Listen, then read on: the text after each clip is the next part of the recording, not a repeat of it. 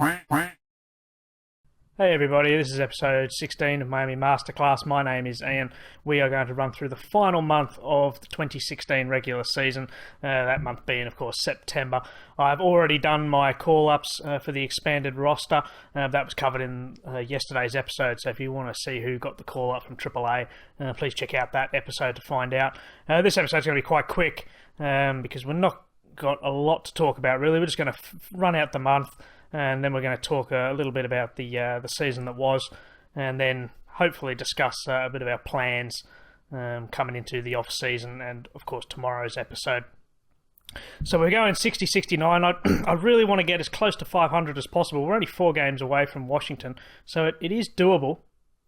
I mean, we've pulled well away now from the Phillies, thankfully.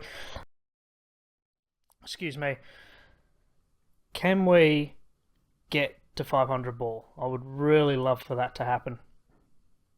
What we might do is September 10th now. I might actually stop around September 15th unless we get a stoppage beforehand, because I actually want to have a look at how my call-ups are going. People like Adam Conway, for instance. I'd be really interested to see how he goes. So we'll stop here. Let's have a quick look at our pitching. Let's see how everyone's going.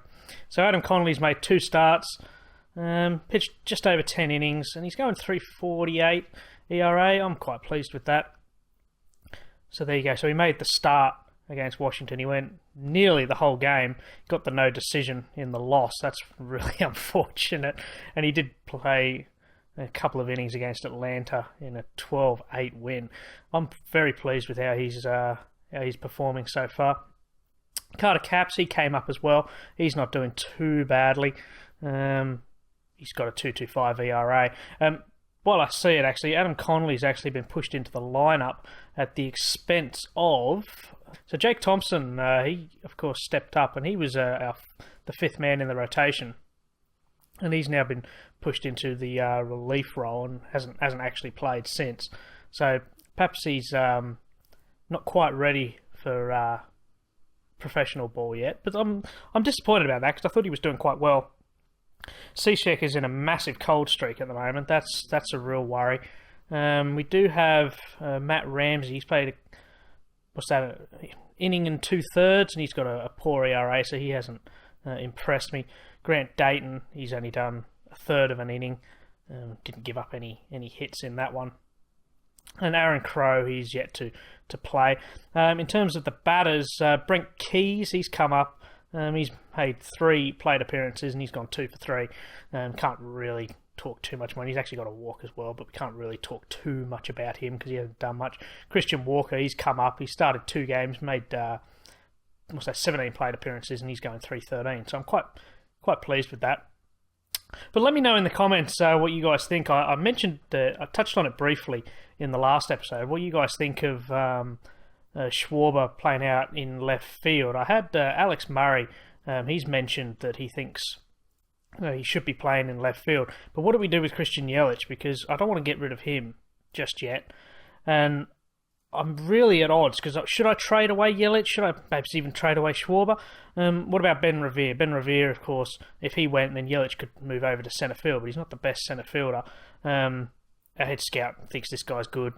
He's got great potential, apparently, but yeah, I'll tell you what, I'll keep him there, see if he improves. But yeah, let me know in the comments what you guys think about that, because we're coming into the off season. We're going to have a few decisions to make in regards to some of these players, which I'll cover at the end of this month as soon as the season is over. And I'm really interested to see, because it also depends on money. I mean, don't forget we had about a quarter of our budget ripped away from us in the last off season, which put us in a bit of a position.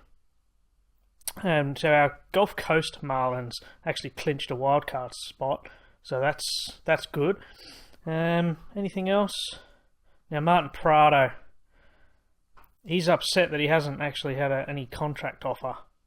He's batting .289. Let's see if because I only want to sign him.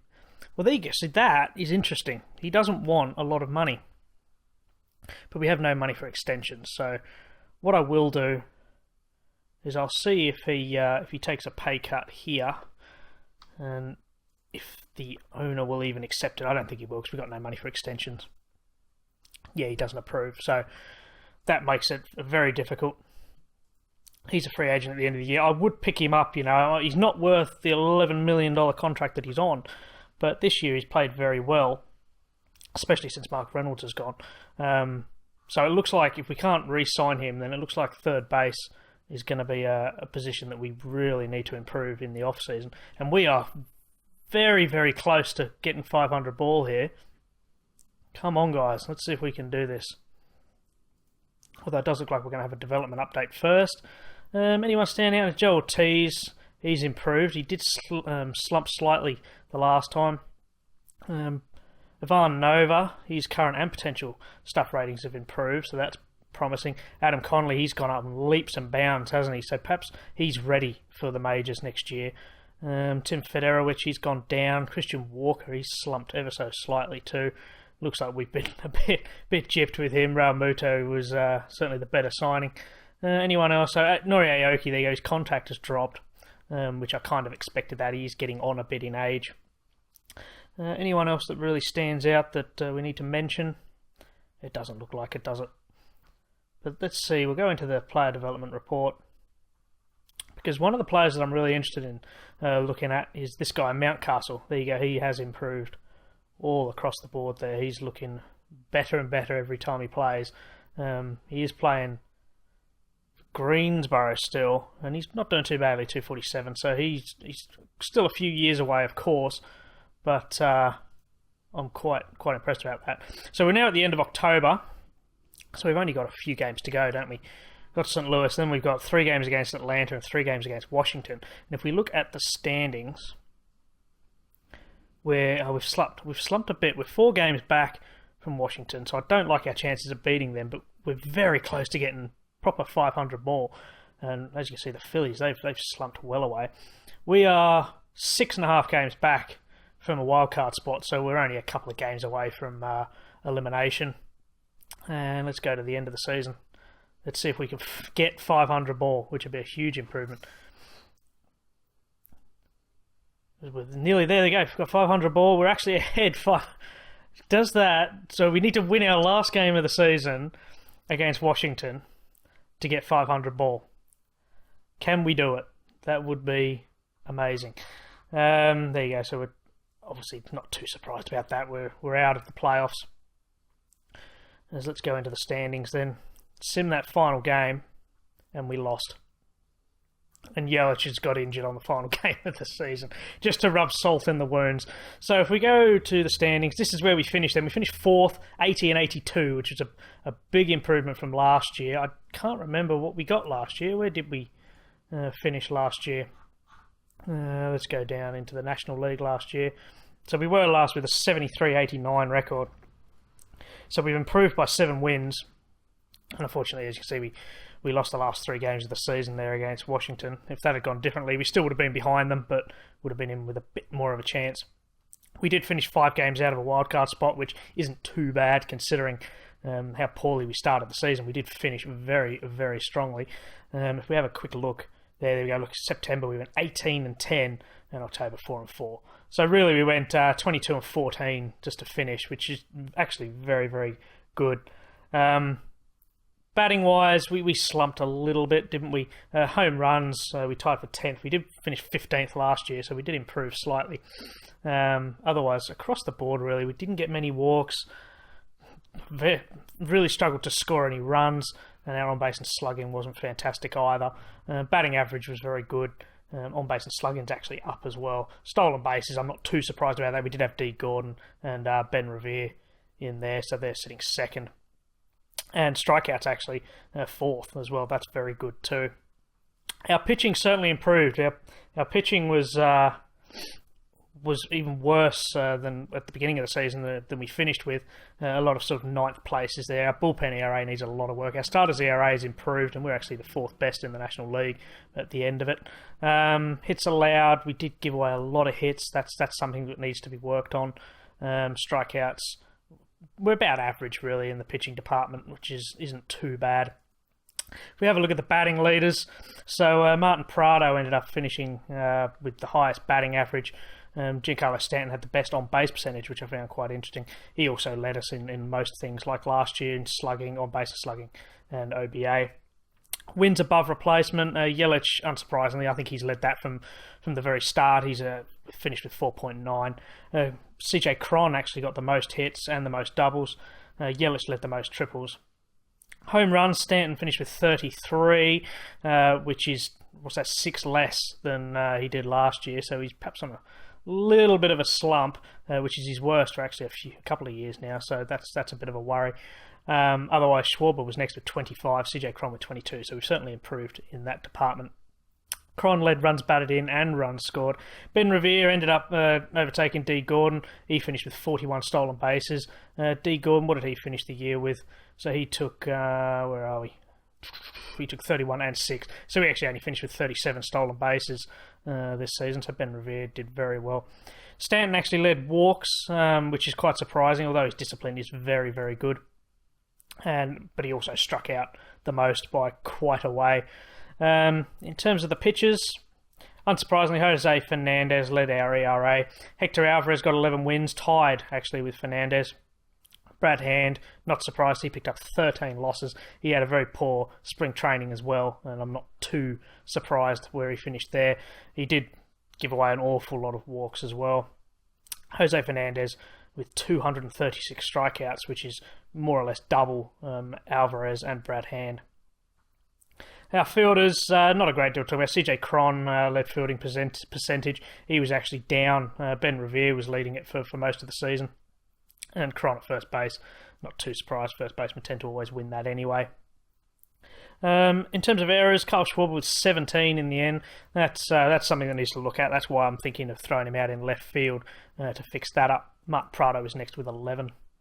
And defensive efficiency, Federowicz led that with Iglesias behind him. And zone rating, Iglesias prevented 12.2 runs, which is very, very good. So he's actually worth keeping around, possibly just for his defensive ratings. And we go back to our lineups then. So we look at the batters first. This is for the we don't want the split we want for this season, don't we? We want the regular season.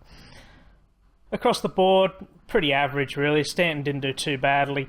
Ben Revere, he finished on a cold streak, but he did very well. He batted 278, so he might be worth keeping around. He's in arbitration. There you go, he's in arbitration coming into the off-season. Brent Keys, he came up. He made 21 plate appearances, and he only batted 111. I don't think he's ready, is he, for Major League just yet. He will be pushed back down to AAA most likely. Christian Yelich, he finished with a 4-week injury. How did he injure? With an ankle sprain.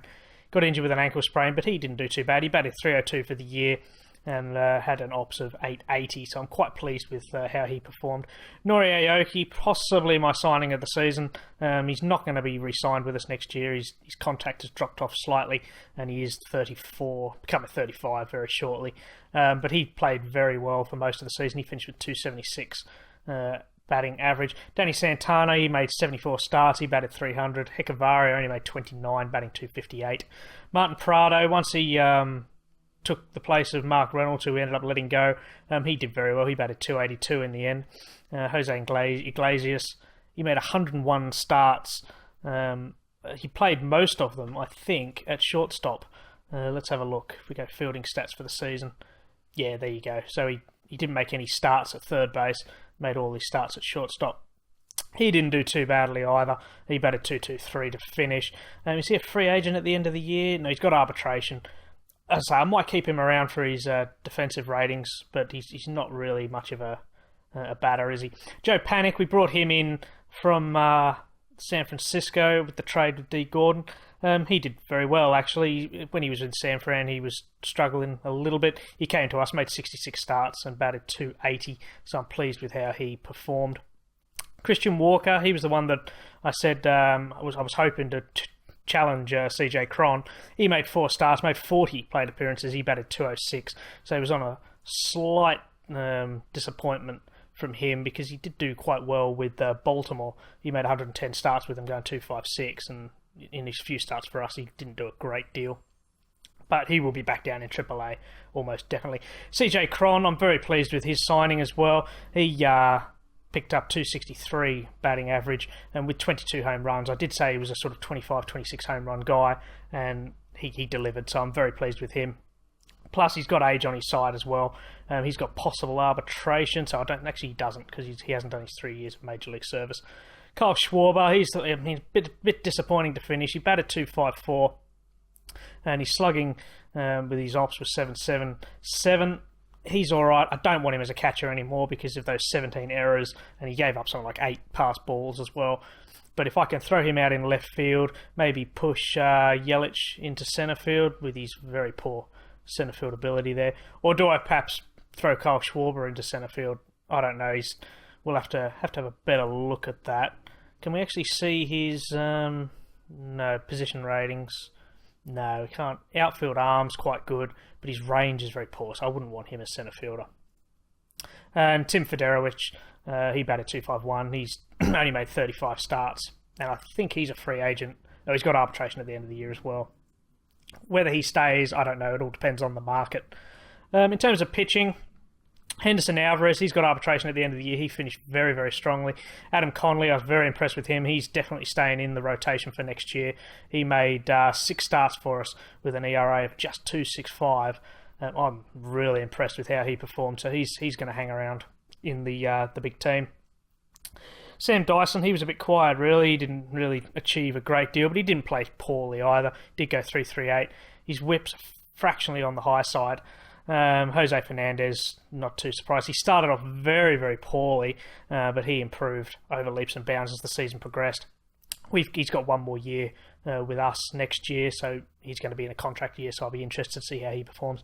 Jake Thompson, he came up. Perhaps he wasn't quite ready, but he came up earlier on in the season to replace Kosar, who of course ended up retiring, and he didn't have a terrible finish to the season. He made 18 starts, did go 3.66, and he finished with a 9.2 win-loss record. His whip fractionally high, perhaps, but his Ks to walks is good enough for him to stay in the lineup. So we might be set there with Conley and Thompson.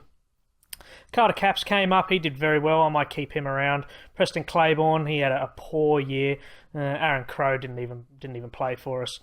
Grant Dayton only made a couple of appearances, and he seemed to do all right, although he did give up a few walks there. Brad Hand, this was a major disappointment. I really annoyed that Gary Jones kept playing him, but it looks like he's thrown him back down in the relief role now. He got 13 losses, and his ERA down to 3.93, but it was much, much higher for most of the season. I believe if we go to pitching stats to his game log, you can actually see his ERA. Look, it was up in the 6s. Oh, that was March. So where's opening day? Opening day, around there. There you go. So opening day. From opening day, he was sort of all up and over, and then he was in the 4s for most of the back end of the season before having a couple of good, looks like relief appearances. And lowering his stats slightly, but I don't think I'll keep him around. He's got arbitration. I don't think I'm going to offer him a contract because I just don't want him in that rotation. I don't want Gary Jones to keep playing him. Ivan Nova was a little disappointing. I brought him up thinking that he was going to get a spot in our rotation, but he ended up slumping ever so slightly. He did make 6 appearances, but the vast majority of his appearances were, of course, in the relief role. His whip was a fraction too high. But his ERA, 3.42, I can't really complain too much about that. Joe Ortiz, of course, he's another one, a bit of a disappointment, but we needed a good left-hander because of Brad Hand. And he came up and did 3.28 in his 40 appearances from the bullpen.